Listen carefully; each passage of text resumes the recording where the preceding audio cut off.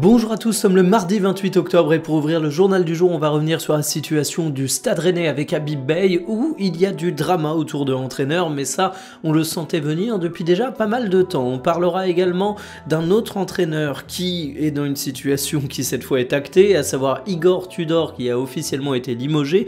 On parlera d'une étude sur les crampons de Ligue 1, de Krychowiak et de Clément Grenier. Oui, ce sont deux profils qui n'ont rien à voir. Installez-vous confortablement et bienvenue pour le journal du jour. Annoncé viré hier soir et finalement en sursis, oubliez le chat de Schrödinger, c'est désormais le Habib Beye du Stade Rennais, ni mort ni vivant, c'est un zombie qui va être sur le banc de Rennes face à Toulouse. Ça tombe bien, jusqu'à présent, Rennes pratiquait un football de mort-vivant. Alors Foot Mercato nous annonçait hier soir que l'aventure était terminée et finalement on a appris qu'il serait quand même présent un match supplémentaire sur le banc. C'est un véritable imbroglio, d'autant plus quand on croit les fuites qui nous disent que Habib Beye avait commencé à faire ses adieux aux personnes dans le club. Autant vous dire qu'il est dans des dispositions mentales qui sont extrêmement compliquées pour attaquer sereinement ce match et on peut même se demander quel va être son avenir. Est-ce que si Habib Beye gagne contre Toulouse, ça va remettre en question son départ? Est-ce que de toute façon c'est qu'une question de temps et la décision elle est actée et on se retrouve dans cette situation absurde parce que c'est galère de trouver un coach qui est immédiatement disponible? Dans tous les cas, ce qui ressort, c'est qu'aujourd'hui la situation au Stade Rennais, elle est très complexe, que les résultats ils sont pas à la hauteur des attentes et il faut un électrochoc dans ce club. Alors l'électrochoc c'est souvent le changement d'entraîneur, mais là où c'est triste pour les coachs c'est que l'électrochoc il intervient de cette manière même quand le problème ce n'est pas que l'entraîneur.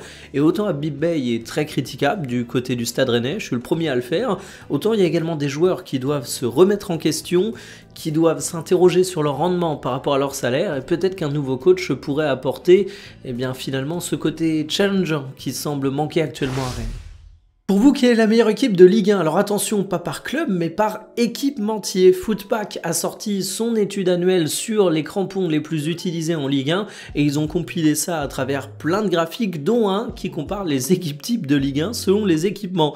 Voici la première, celle d'Adidas, et là, attaque 100% parisienne, charnière 100% marseillaise, c'est du lourd. Du côté de Nike, nous avons une très solide charnière avec celle du Paris Saint-Germain, mais aussi un milieu XXL avec deux Parisiens et l'incroyable Corentin Tolisso, c'est clairement le point fort de cette équipe selon moi. Et du côté de Puma, on a quelques joueurs d'expérience et des joueurs chouchous pour moi du genre Giroud et Kebal, mais peut-être la plus faible au final, je ferai Adidas, Nike et Puma. Sinon sur le marché global du crampon du côté de la Ligue 1, voici l'équilibre des forces selon Footpack. On se retrouve avec une immense domination des trois grandes marques, ils ont 95% du marché et on peut même aller un petit peu au-dessus parce qu'il y a grosso modo 2% de crampons masqués pour des raisons de contrat avec équipementiers qui n'ont pas été encore signés, des choses comme ça. Ça se trouve derrière ces crampons masqués, il y a encore du Nike, du Adidas ou du Puma. Chez les plus jeunes, à savoir les moins de 25 ans, l'équilibre des forces n'est pas exactement le même. On se rend compte qu'on a Adidas qui domine encore plus, de quoi grignoter un petit peu le marché à terme, et Puma c'est un peu l'inverse, une grosse absence chez les 22-25 ans, mais ils sont surreprésentés chez les trentenaires. Donc voilà un petit peu le paysage médiatique des crampons de Ligue 1 selon Footpack. Retraite pour Krychowiak. Alors les Français s'en souviendront pour son passage désastreux du côté du Paris Saint-Germain. Personnellement, son nom m'a toujours fait penser au Bouak de Dofus, mais reste que le Polonais a une sacrée carrière, que c'était un sacré bon joueur malgré tout. Il prend sa retraite du haut de ses 35 ans, mais il faut avouer qu'il avait disparu des radars des observateurs du football en France depuis déjà quelques temps. Moi, je l'avais un petit peu suivi du côté de la Russie, puisqu'il était parti au Lokomotiv Moscou après le Paris Saint-Germain. Il y avait été très bon, mais ensuite il a pas mal voyagé pour ensuite terminer à Chypre. Et le truc qu'on a tendance à oublier, c'est que Krychowiak, il est formé à Bordeaux. On l'a vu en France, moi je l'ai notamment vu du côté de mon FC Nantes. C'est pas n'importe quel joueur pour qu'on s'en rende compte, il suffit de regarder son nombre de sélections, il en a littéralement 100, donc c'était un grand monsieur du football polonais, un mec qui a quand même une carrière qui force le respect. Ça l'a pas fait au Paris Saint-Germain, mais un bon recrutement, c'est le bon joueur au bon moment, dans la bonne équipe. Il faut le bon profil. Krychowiak avait du talent, mais je pense que c'était pas le bon moment, c'était pas le bon profil. En tout cas, chapeau monsieur pour la carrière. Igor Tudor ne réveillera pas la Juventus, est-ce que vous avez ce jeu de mots? Il est absolument honteux, mais je l'assume, il est officiellement viré du banc de la Juve. Alors c'est pas une surprise, je vous l'annonçais depuis quelques jours, il y avait un climat de tension extrême, des résultats qui n'étaient pas au rendez-vous, des clashs avec sa direction, et le journal L'Équipe nous rappelle ce matin une statistique effroyable, c'est le pire entraîneur de la Juve depuis 15 ans avec une moyenne de 1,58 points par match. On parle énormément de la possibilité Spalletti pour prendre la suite, il a coaché à peu près tous les clubs italiens en plus de la sélection, il est libre de tout contrat, donc à voir. Et un autre nom qui pourrait venir un petit peu challenger la possibilité Spalletti, c'est Mancini, qu'on connaît évidemment pour avoir été l'ancien sélectionneur de l'Italie, qui leur a permis de remporter l'Euro 2020 durant l'été 2021. Il s'est ensuite engagé avec l'Arabie Saoudite et il est libre de tout contrat depuis maintenant grosso modo 1 an. Le gros warning concernant son profil, c'est qu'il n'a pas entraîné de club depuis le Zénith en 2018, autant vous dire que ça commence à dater.